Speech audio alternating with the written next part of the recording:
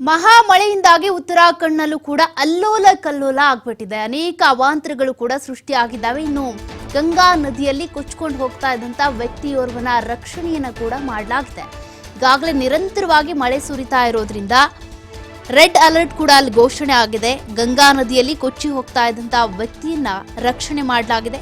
ಹರಿದ್ವಾರದ ಕಾಂಗ್ರಾ ಘಾಟ್ನಲ್ಲಿ ಭಕ್ತನೋರ್ವ ಮುಳುಗ್ತಾ ಇದ್ದ, ಕೊಚ್ಕೊಂಡು ಹೋಗ್ತಾ ಇದ್ದ. ಆ ಸಂದರ್ಭದಲ್ಲಿ ಆತನನ್ನ ರಕ್ಷಣೆ ಮಾಡಲಾಗಿದೆ. ಉತ್ತರಾಖಂಡ್ನ ಕಾಂಗ್ರಾ ಘಾಟ್ ಬಳಿ ನಡೆದಿರುವಂತಹ ಘಟನೆ ಇದು. ಎಸ್ಡಿಆರ್ಎಫ್ ಸಿಬ್ಬಂದಿ ರೋಚಕ ಕಾರ್ಯಾಚರಣೆಯನ್ನ ನಡೆಸಿದ್ದಾರೆ. ಅಂದ್ರೆ ಆ ವ್ಯಕ್ತಿಯನ್ನ ರಕ್ಷಣೆ ಮಾಡುವಲ್ಲಿ ಯಶಸ್ವಿಯಾಗಿದ್ದಾರೆ. ಗಂಗಾ ನದಿಗೆ ಜಿಗಿದು ಕೊಚ್ಚಿ ಹೋಗ್ತಾ ಇದ್ದಂತ ವ್ಯಕ್ತಿಯನ್ನ ರಕ್ಷಣೆ ಮಾಡಿದ್ದಾರೆ. ತಮ್ಮ ಸಮಯ ಪ್ರಜ್ಞೆಯನ್ನ ಮೆರೆತಿದ್ದಾರೆ ಎಸ್ಡಿಆರ್ಎಫ್ ಸಿಬ್ಬಂದಿ. ನದಿಗೆ ಜಿಗಿದು ತಕ್ಷಣವೇ ಆ ವ್ಯಕ್ತಿಯನ್ನ ರಕ್ಷಣೆ ಮಾಡಿದ್ದಾರೆ. ಮಹಾಮಳೆಗೆ ಈಗಾಗಲೇ ಉತ್ತರಾಖಂಡ್ನಲ್ಲಿ ಅಲ್ಲೋಲ ಕಲ್ಲೋಲ ಸೃಷ್ಟಿಯಾಗಿದೆ. ಮನೆ, ಅಂಗಡಿಗಳು, ದೇವಸ್ಥಾನಗಳು ಜಲಾವೃತ ಆಗ್ಬಿಟ್ಟಿದ್ದಾವೆ. ಅನೇಕ ಮನೆಗಳು ಕೊಚ್ಕೊಂಡು ಹೋಗಿದ್ದಾವೆ. ಪ್ರವಾಹ ದಿನದಿಂದ ದಿನಕ್ಕೆ ಅಲ್ಲಿ ಹೆಚ್ಚಾಗ್ತಾನೆ ಇದೆ. ಹೀಗಾಗಿ ರೆಡ್ ಅಲರ್ಟ್ ಕೂಡ ಘೋಷಣೆ ಮಾಡಲಾಗಿದೆ.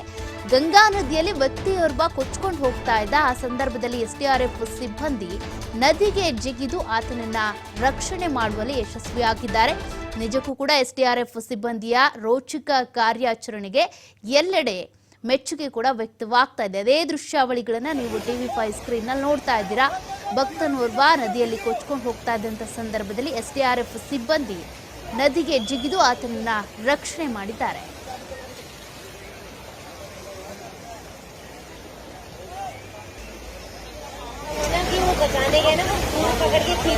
ಈಗಾಗಲೇ ಉತ್ತರಾಖಂಡ್ನಲ್ಲಿ ನಿರಂತರವಾಗಿ ಮಳೆ ಆಗ್ತಾ ಇದೆ. ಅನೇಕ ಅವಾಂತರಗಳು ಸೃಷ್ಟಿಯಾಗಿರೋದ್ರಿಂದ ಜನರಿಗೂ ಕೂಡ ನದಿ ಪ್ರದೇಶಗಳಿಗೆ ಬರಬೇಡಿ, ನದಿ ತೀರಗಳಲ್ಲಿ ಓಡಾಡಬೇಡಿ, ಜೊತೆಗೆ ನದಿ ತೀರಗಳಲ್ಲಿ ಇರುವಂತಹ ದೇವಸ್ಥಾನಗಳಿಗೂ ಕೂಡ ಭೇಟಿ ಮಾಡೋದಕ್ಕೆ ಅಥವಾ ದೇವಸ್ಥಾನಕ್ಕೆ ಬರೋದಕ್ಕೆ ನಿರ್ಬಂಧ ಕೂಡ ಹೇರಲಾಗಿದೆ.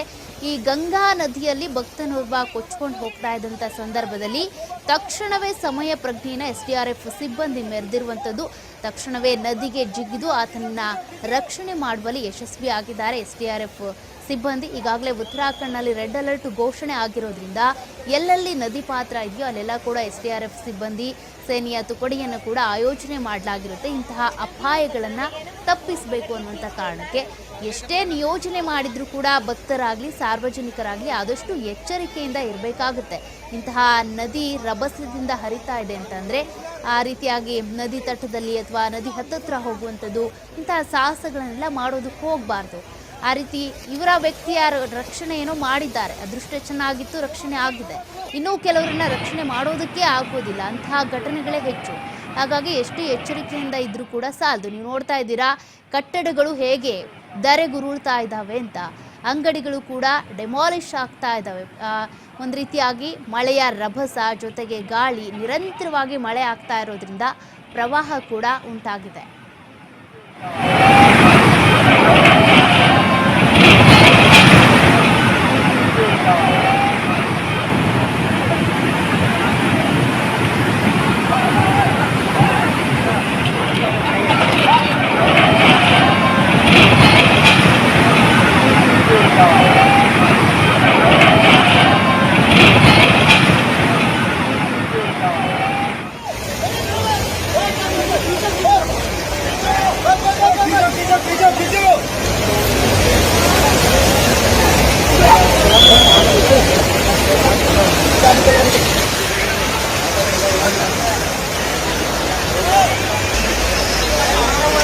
बचाने गए ना, वो पकड़ के खींच लेता है।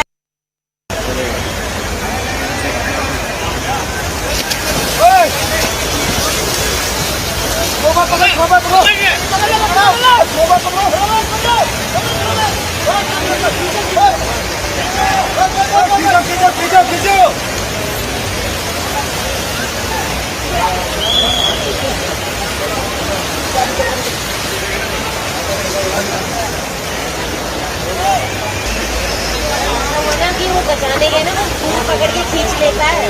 पकड़ना